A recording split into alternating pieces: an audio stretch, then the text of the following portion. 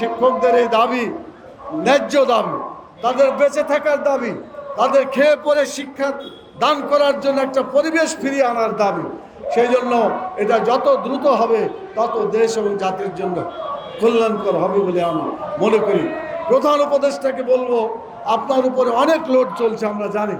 রাজনৈতিক ইস্যুতে বিভিন্ন দলের সাথে আলাপ আলোচনার ভিত্তিতে এবং বিভিন্ন সমস্যাযুক্ত যে সমস্ত প্রতিষ্ঠান আছে তাদের সাথে কথাবার্তার মাধ্যমে অনেক পেরেশানিতে আছেন।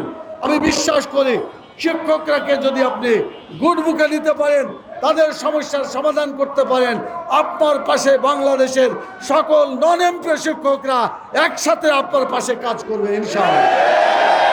এজন্য এবং বাংলাদেশ জামাত ইসলামী যেহেতু মানুষের দুঃখ কষ্টের পাশে থাকতে চাই, সব সময় থাকে। এই যে পাশে আর একটা মাইক বাজছে, এটা জানেন, এরা হলো প্রতিবন্ধী যারা ছাত্র, তাদের শিক্ষক, এখানে তাদেরও অভাব অভিযোগ, তাদের অধিকার প্রতিষ্ঠার জন্য তারা এসেছেন। আমি একদিন তাদের সাথে কথা বলেছি। আমি বলতে চাই, এই ধরনের যত অধিকার বঞ্চিত শিক্ষক আছে, যারা বিভিন্ন কষ্টের মাধ্যমে জীবনযাপন করছে, সকল ধরনের শিক্ষা প্রতিষ্ঠান এবং সকল প্রকারের শিক্ষকদের সাথে যারা নন এমপ্লয় আছেন, সরকারের বিভিন্ন সুযোগ সুবিধা থেকে বঞ্চিত আছেন, বর্তমান সরকারকে তার শিক্ষা মন্ত্রণালয়কে উদ্যোগ নিয়ে সমস্যার সমাধান করতে হবে। যদি এটা না করা হয় তাহলে এই শিক্ষা মন্ত্রণালয়ের কোনো প্রয়োজনীয়তা কি থাকবে? এটা মোটেই থাকতে পারে না। সেই জন্য তাদের অস্তিত্বের কারণে আপনাদের সমস্যার সমাধান করবেন, আমরা এটা আশা করি।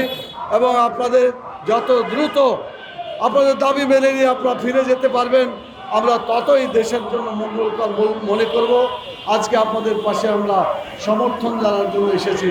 ভবিষ্যতে যদি প্রয়োজন হয়, বাংলাদেশ জামাত ইসলামী তার শিক্ষা বিভাগ কমিটি আলোচনা করে আরও কী কী করা যায় আপনাদের সাথে, সেটাও চিন্তা করবে। সরকারের সাথেও আমরা দেখা করার জন্য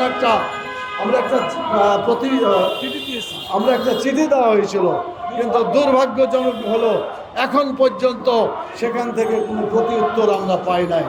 আমরা অতি দ্রুত আলাপ আলোচনার পরিবেশের মাধ্যমে সমস্যার সমাধানের জন্য আবারও প্রধান উপদেষ্টার দৃষ্টি আকর্ষণ করে, এবং আপনারা যারা এখানে অবস্থান করছেন, আল্লাহ তাআলা আপনাদেরকে সুস্থ রাখুন।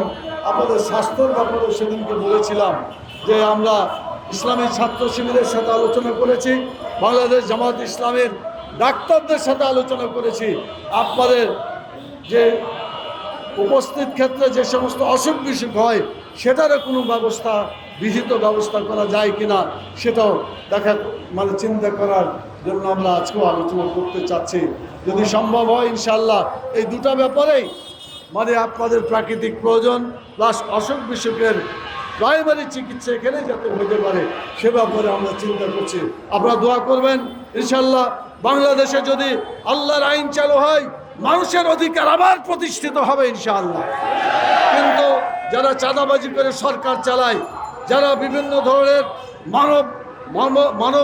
মানব রচিত মতবাদ নিয়ে দেশ চালায়, তারা দেশের জনগণের অতীতে কল্যাণ করতে পারেনি, পারছে না এবং ভবিষ্যতেও পারবে না।